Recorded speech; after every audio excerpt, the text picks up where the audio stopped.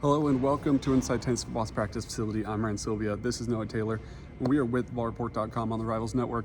And as Tennessee continues to prepare for its game against Alabama this weekend, we spoke with defense coordinator Tim Banks, running backs coach Darrell Sims, and a handful of players. So let's jump right into our thoughts, starting with the coaches. What was your takeaway from what they had to say?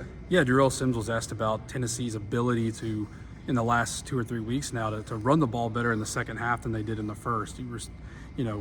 Arkansas, a game Tennessee struggled offensively really the whole way through, but your offense showed life there in that third quarter with the 2 Dylan Sampson touchdown runs. Same thing with Florida. You showed life again in the second half. He was asked if anything changes schematically at halftime. He said no, they haven't really made any adjustments to it. It's just been a matter of continuing to run the ball well, and instead of getting plus 2 yards on a run, you're getting plus 5 and wearing down defenses. I think that's kind of been key for Tennessee, keeping them in these games. It certainly paid off on last Saturday night with the win against Florida. And he thought it was going to be enough to beat Arkansas a couple weeks ago. But I think, and Darrell Sims said this too, the key is going to be able to do that for 4 quarters. And I think if we've seen Dylan Sampson be able to do that this season a couple times, it hasn't really shown up in the last couple weeks in the first 2 quarters. I think it'll be huge this week to kind of establish the run game early and kind of give Tennessee an edge offensively. And then on the other side of things, defense coordinator Tim Banks talked about kind of the biggest storyline for the defense this week. Just what are you going to do without Keenan Peely, one of the leaders of this defense, the middle linebacker that's played so well up to this point, obviously out for the season now with an ACL injury. So where does Tennessee go from there? And Tim Banks said, you can't really replace that with one guy. Like, there's a lot of confidence in Jeremiah Thielander, who's kind of, I think, projected to be the guy that starts in Keenan Peely's place. There's a lot of faith in what Jalen Smith was able to show last game, and then Caleb Perry as well. But he said, you can't replace it with one guy. It's going to have to be by committee, and they have trust in those guys that I just mentioned, and obviously Aaron Carter as well, who will stay in that starting role. But it's going to have to be a lot of different guys stepping up at different times. It's not just going to be as simple as, all right, Jeremiah, let's have you replace the full load of what Keenan Peely was able to do. It's going to have to come from different places. Communication-wise, they said they still haven't necessarily ironed out where that green dot's going to go. Said they've passed it around this season some, depending who's on the field, and they'll probably continue to kind of do that depending on who's on the field, whether that goes to Jeremiah Thielander, Aaron Carter, or someone else.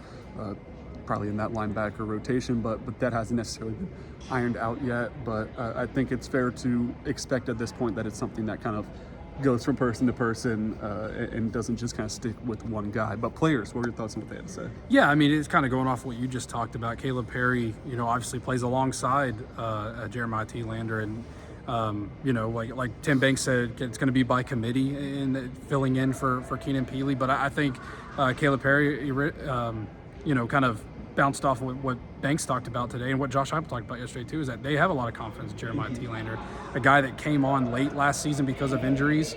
I think that's an experience that's going to benefit him now coming into this year, because he's kind of in a similar situation. It's not like he's a guy, obviously, that's coming off the bench with limited snaps. He's played a lot of snaps. Obviously, that load will increase a little bit, but like you just mentioned and like the coaches have talked about, there's a lot of depth there. They've rotated a lot of guys. But I think it bodes well that Jeremiah Thielander's been in this situation before. Now, albeit it's a little bit more high-pressure situation given the point of the year it's in, but some of that pressure will be alleviated with the depth, and he doesn't have to feel like he's got to go out there and take the bulk of everything. But Caleb Perry, a guy that's been in the program a while, is coming off a start himself, a guy who's also getting an increased role.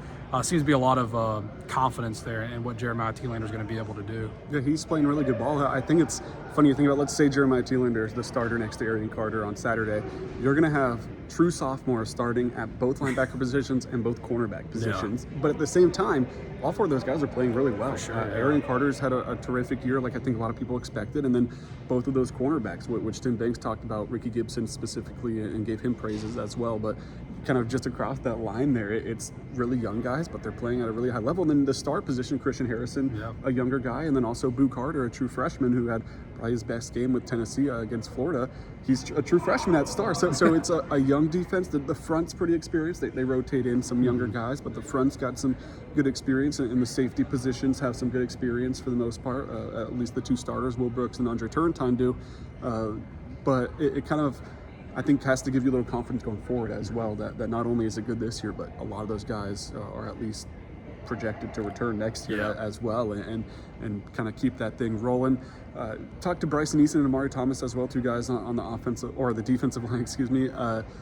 They just kind of talked about the rivalry. They were asked about, you know, what the third Saturday in October means to them. Two guys from the Memphis area, I believe both of them are from over in West Tennessee. And I mean, Bryson Easton said, you know, growing up in Memphis, Tennessee, I never really liked Alabama. They were always a pretty good team, and he likes that underdog mentality. And then Amari Thomas asked, you know, there's a lot of rivalries when you're at Tennessee. You just come off a big win against Florida, going up against Alabama now. You got Kentucky coming up.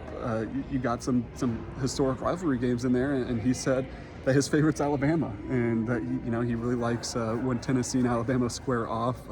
I asked him about if you can kind of tell the difference now, though, because it is going to be different for him without Nick Saban for the first time in like 2 decades. You have a different guy. Mark Thomas kind of shrugged it off, said, you know, it's not too different. It's still Alabama. You still have to be prepared and kind of do things the right way. But it'll be an interesting one on Saturday. Third Saturday in October is finally here. 2 programs in unique spots as they got upset 2 weeks ago, win ugly at home, and now meeting in Neyland Stadium with a lot of playoff implications on the line. I talked with Tony Tsoukalis of TideIllustrated.com, Alabama Side on the Rivals Network. That'll be posted tomorrow on the YouTube channel. A really good conversation with him as we preview the game, so make sure you guys stick around to check that out. Everything else you need for Tennessee football this weekend over at VolReport.com. We also have men's basketball, women's basketball coverage, and everything you need Tennessee athletics. Links to everything you need is in the description. Thank you for watching.